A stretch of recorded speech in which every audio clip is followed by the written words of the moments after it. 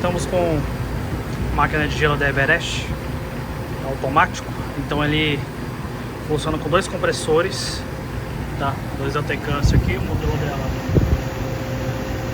aí 44, 48 YS. Então eles trabalham com dois compressores, 12 unidades condensadoras. Porém a gente vê a divisão aqui na evaporadora.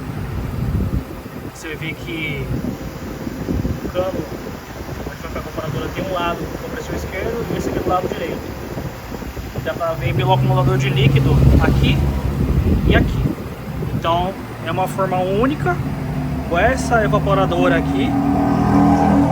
É que as pontas estão lá na forma de gelo, onde elas vão começar ao ponto mais frio ser atraídas pela ponta metálica até ela atingir a grossura correta do gelo, até travar essa parte do batente, né, aqui da hélice. Eu vou simular como se estivesse atingindo a temperatura, ó. Vai mandar um sinal para a placa lógica desse lado. Depois ele vai ligar a válvula reversora, como vocês estão vendo aqui. Aí nessa válvula reversora vai, em vez de soltar o gás frio, vai ser o gás quente, certo? Aí daqui vai começar a desprender todo o gelo dessa forma.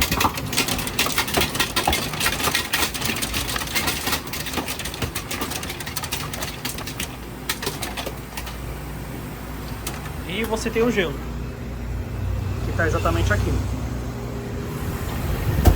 Aí depois de um certo tempo, tem um timer lógico da placa, a forma volta e começa o ciclo novamente. E aqui vai começar a ter o rendimento de onde vem a parte da parte de calor que seria a evaporadora.